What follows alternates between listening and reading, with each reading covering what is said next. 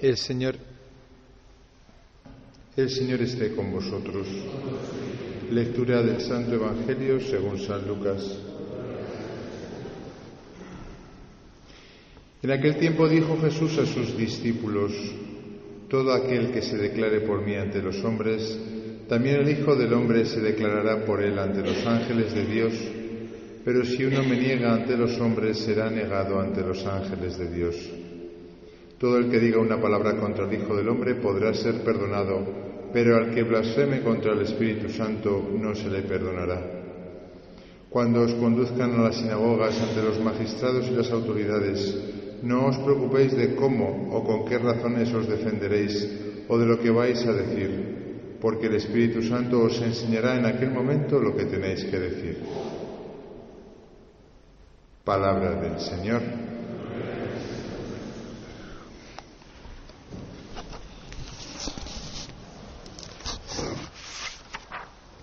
Hemos comenzado a leer la carta a los romanos en esta semana 28ª del tiempo ordinario.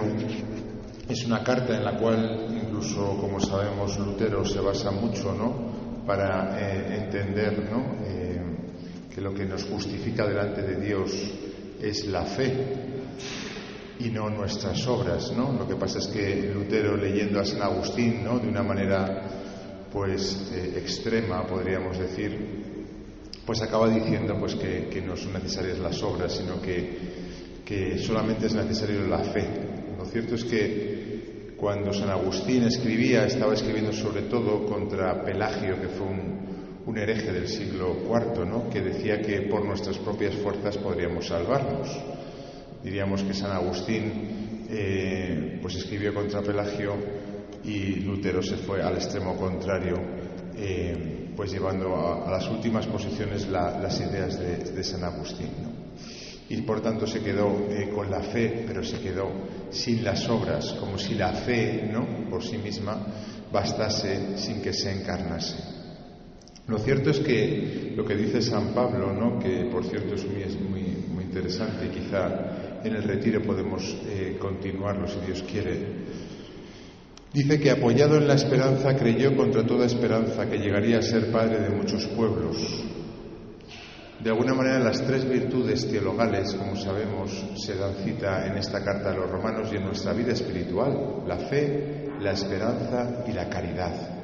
Y las tres van interrelacionadas, no podemos cortarlas de una manera estanca, como si no tuviesen nada que ver la una con la otra. No tiene sentido que Lutero diga que basta con la fe y esa fe, de alguna manera, como dice nuestra propia experiencia, no se transforme en obras concretas, Otra cosa es que nos justifiquemos delante de Dios, o mejor dicho, nos creamos justificados porque hacemos obras que pueden salir de un legalismo, de un cumplir la ley que no llega a salir de lo profundo del corazón y por tanto ciertamente no nos salva, En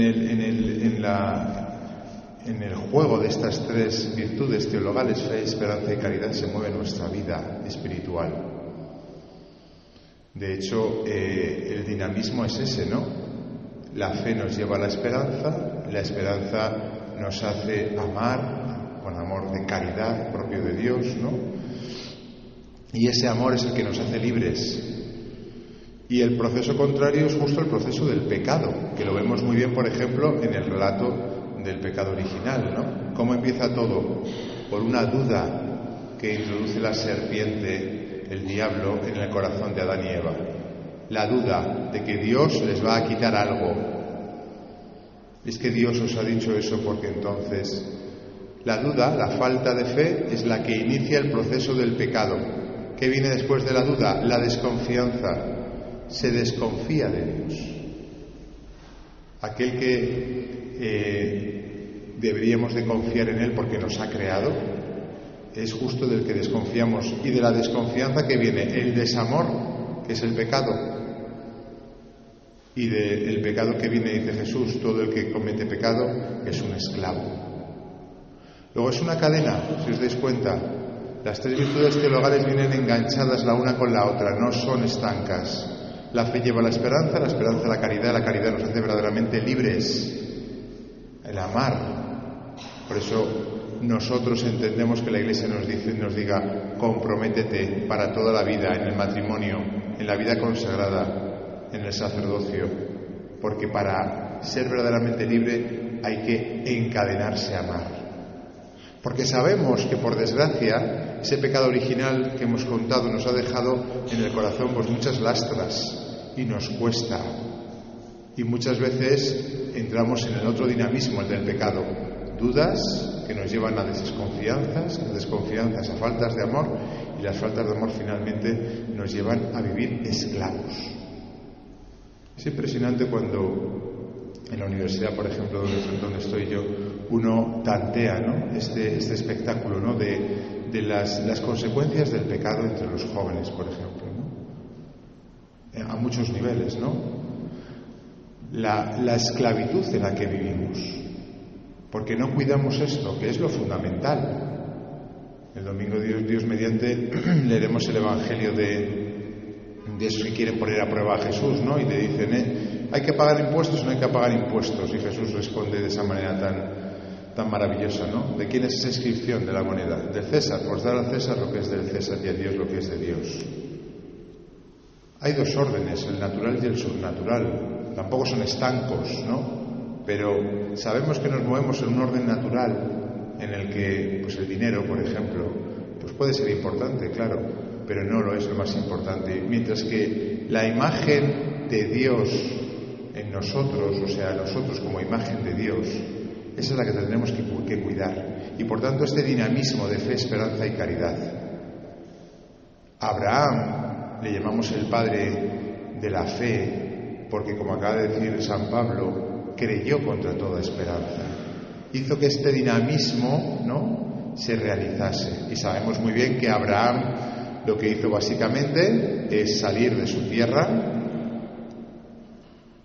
lo cual es muy interesante, ¿no? Cuando Dios nos desinstala, sal de tu tierra. ¿A dónde? Tira para adelante.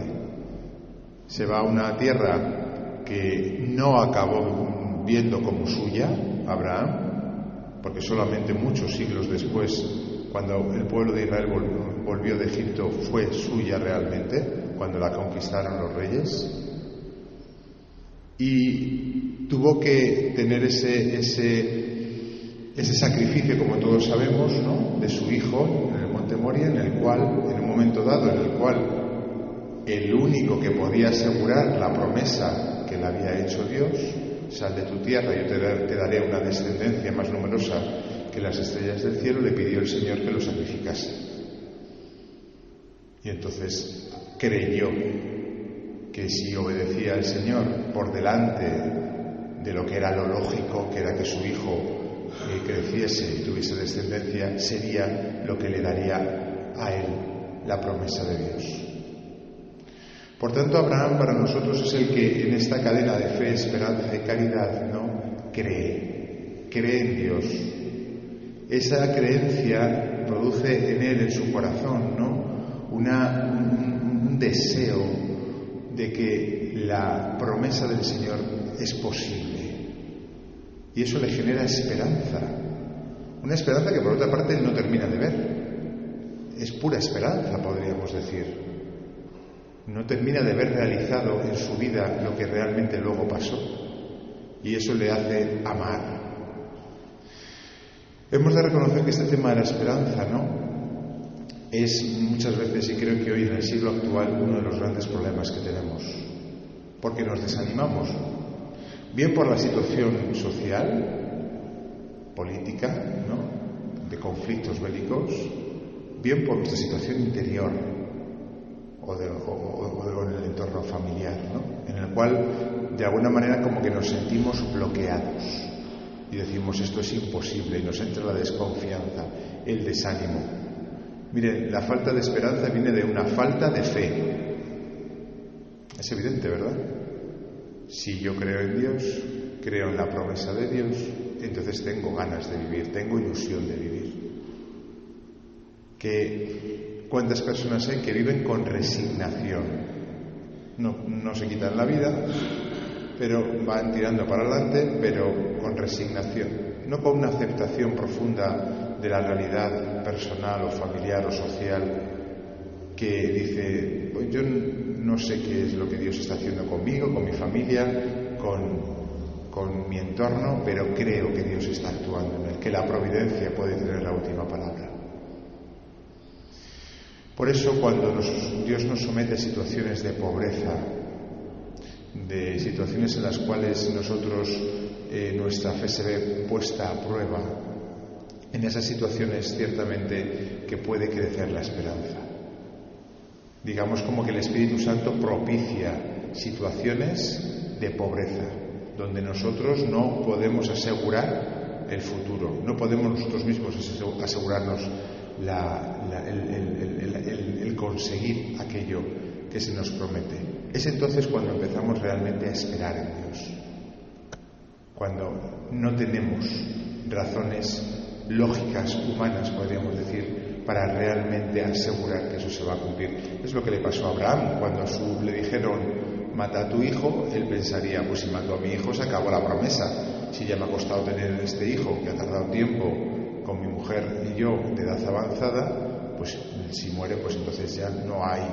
Sin embargo, se fía de Dios y contra toda esperanza cree que si obedece al Señor, al final se cumplirá lo que el Señor le ha prometido.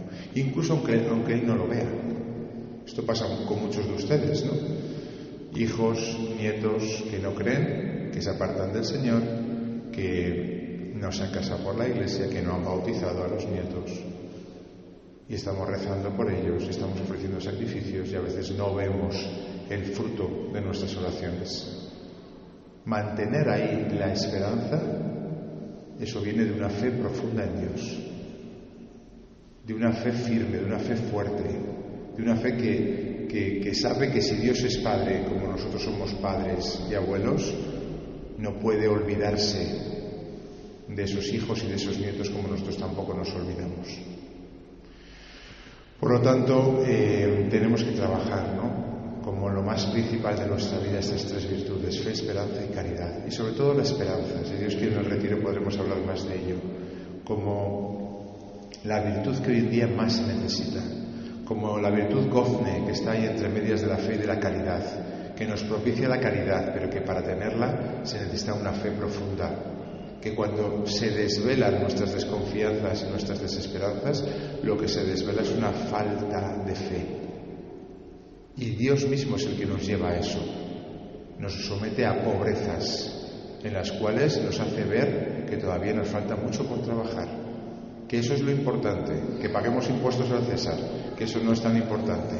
Que lo que importa es que la imagen de Dios en nosotros, esa imagen sea cada día más limpia, más pura, más nítida. Que Dios Padre pueda mirarnos a nosotros y reconocer en nosotros la fe, la esperanza y el amor de Jesucristo grabado en nuestros corazones. Que es así.